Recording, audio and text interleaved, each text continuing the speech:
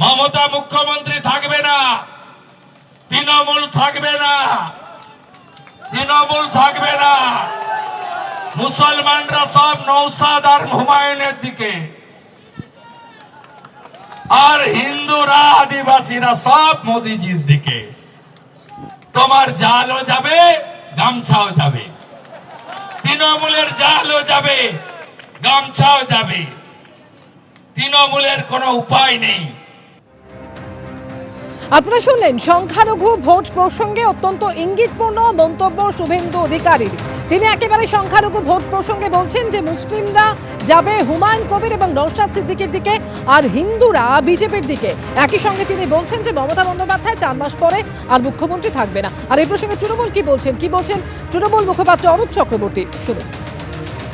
নবান্ন 14 তলায় হেলিকপ্টার নামবে, আর হেলিকপ্টার থেকে নেবে মুখ্যমন্ত্রী চেয়ারে বসে পড়বে। এবার আবার 25শে ডিসেম্বর এসে গেছে, ডিসেম্বর আসবে আর শুভেন্দু অধিকারী ডিসঅর্ডার হবে না, তা হয়? আর ওরা নিজেই স্বীকার করে নিল যে মুসলমানদের ভোট কাটার জন্য মিম, নওশাদ সিদ্দিকী, হুমায়ুন কবিরদের রাখা হয়েছে, অর্থাৎ বিজেপির বি টিম হিসেবে যে এরা কাজ করছে। শুভেন্দুর এই নিজের বক্তব্যেই সেটা প্রমাণ হলো। কিন্তু বাংলার মানুষ তো হিন্দু মুসলমান থেকে ভোট দেয়নি কোনোদিনও। হত্যা যেরকম নক্কারজনক, ধিক্কারযোগ্য, প্রত্যেকের দৃষ্টান্তমূলক শাস্তি চাই, একই রকম ভাবে হিন্দু রামনারায়ণ বাঘেল, তার হত্যাটা হিন্দু খাতপ্রেমে পড়ে না নাকি সেখানে বিজেপি আরএসএস খুন করেছে বলে সেখানে হিন্দু খাতপ্রেমে পড়ে না? আসলে এই হিন্দু মুসলিম বিভাজনের রাজনীতি বাংলা আগেও প্রত্যাখ্যান করেছে, আগামী দিনেও করবে। শুভেন্দু অধিকারী বলছেন যে মুসলিমরা যাবে হুমায়ুন কবির এবং নওশাদ সিদ্দিকীর দিকে। আর এই প্রসঙ্গে নওশাদ সিদ্দিকী কি বলছেন শুনুন। শুভেন্দু বাবুর সাথে মমতা ব্যানার্জির যে বোঝাপড়া নাই, এটা কে বলবে? এটা দায়িত্ব নিয়ে বলতে পারবে যে নাই? থাকতেও তো পারে। যেভাবে মুসলিম থেকে শুরু করে নন মুসলিম ভাইরা আইএসএফ এর দিকে ঝুঁকে আসছে, সেটা আটকানোর জন্য এই পারসেপশন তৈরি করা হচ্ছে। শুভেন্দু বাবু ভালো ভালো কথা বলছে, শুনতে ভালো লাগছে, কিন্তু বাস্তবিক অর্থ যখন কেউ ব্যাখ্যা করবে, যেন মনে হবে এটা শুভেন্দু বাবুর সুবিধা হচ্ছে, তার ফলে কি হবে? মানুষ আবার ফিরে যাবে তৃণমূলের দিকে। হয়তো শুভেন্দুবাবু এটাই চাইছে। কারণ যখন পশ্চিমবঙ্গের 2012 থেকে 2024 25,000 স্কুল, প্রাইমারি স্কুল বন্ধ হয়ে গেছে, লিডার অফ অপোজিশন হিসাবে সেটা যা প্রতিক্রিয়া দেওয়া দরকার, স্কুলগুলো খোলার জন্য যা ব্যবস্থা করা দরকার, তিনি সেগুলো কোনোটাই গ্রহণ করেনি। মমতা ব্যানার্জিকে ফ্রি হ্যান্ড খেলতে দিচ্ছে। এখান থেকে কোনো না কোনো জায়গায় মমতা ব্যানার্জি আর শুভেন্দু অধিকারীর একটা ভালো বোঝাপড়া আছে। এই বোঝাপড়ার জন্যই আমাদেরকে বুমেরাং করার চেষ্টা হচ্ছে।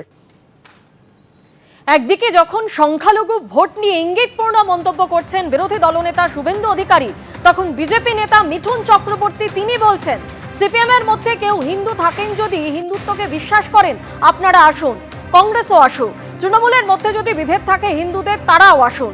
আহ্বান মিঠুন চক্রবর্তী। একসঙ্গে ভোট করে এই সরকারকে তাড়াবো, চন্দননগরের সভা থেকে হুঙ্কার বিজেপি নেতা মিঠুন চক্রবর্তী। এইবার তৃণমূল সরকারের পতন নিশ্চিত, আক্রমণ মিঠুন চক্রবর্তী।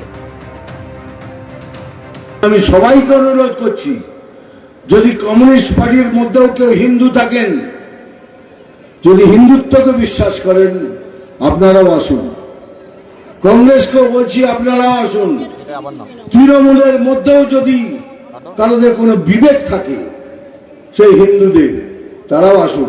আমরা একসাথে মিলে একসাথে ভোট করে এই সরকারকে এখান থেকে তাড়াই।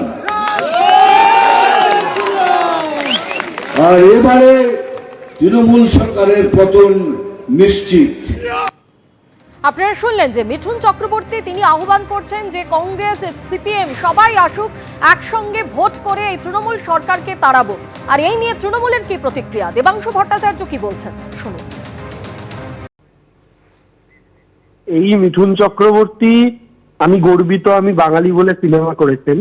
এই মিঠুন চক্রবর্তী এমএলএ ফাটাকেস্টোর মতো সিনেমা করেছেন, যেখানে হিন্দু মুসলমান সবাই মিলে তাকে ভোটে জেতাচ্ছেন। সিনেমার চিত্রায়নে তেমনটাই দেখানো হয়েছিল। সেই মিঠুন চক্রবর্তী আজকে শুধুমাত্র তার কোনো নিকট আত্মীয়কে বাঁচানোর জন্য নিজে দুবার সারদা কাণ্ডে কি রোজভ্যালি কাণ্ডে কিছু একটা হবে সেখান থেকে নোটিশ পাওয়ার পর কিভাবে নরেন্দ্র মোদীদের কাছে মেরুদণ্ড বিক্রি করে দিলেন একজন বাঙালি হিসাবে। এই মানুষটা, যিনি বাংলার অন্যতম একজন আইকন ছিলেন, মানুষের পছন্দের ব্যক্তি ছিলেন, তিনি আজকে হিন্দু মুসলমানের রাজনীতি করছেন।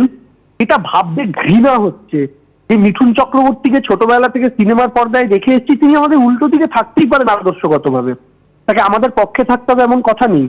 তিনি গঠনমূলক বিরোধিতা করতেই পারেন, কিন্তু এই মানুষটাকে হিন্দু মুসলমানের রাজনীতি করতে হচ্ছে। মিঠুন চক্রবর্তী আক্রমণ করে বলছেন যে এইবার তৃণমূল সরকারের পতন নিশ্চিত এবং সেই জায়গা থেকে কংগ্রেস সিপিএম সকলকে একসঙ্গে ভোট করে এই সরকারকে তাড়ানোর কথা বলছেন তিনি। কংগ্রেসের কি বক্তব্য শোনাবো। মিঠুনবাবু যেগুলো বলছেন ওগুলো ওই সিনেমাতে খুব ভালো লাগে, শুনতে ভালো লাগে, মানুষ মনোরঞ্জিত হয়, কিন্তু অবস্থানগত দিক থেকে উনি এমন একটা দলে আছেন যেই দল ভারতবর্ষে ধর্মীয় বিভাজন, একে অপরের সঙ্গে কাটাকাটি, হিন্দু মুসলিমের লড়াই, এ রাজ্যে তৃণমূল আর বিজেপি দুজনের পরিপূরক।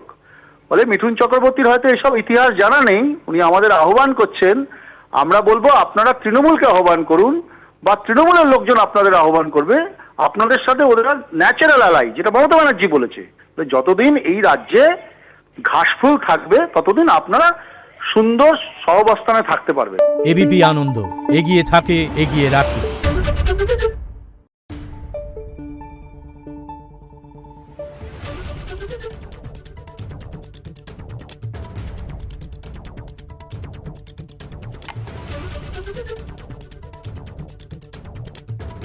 Thank you.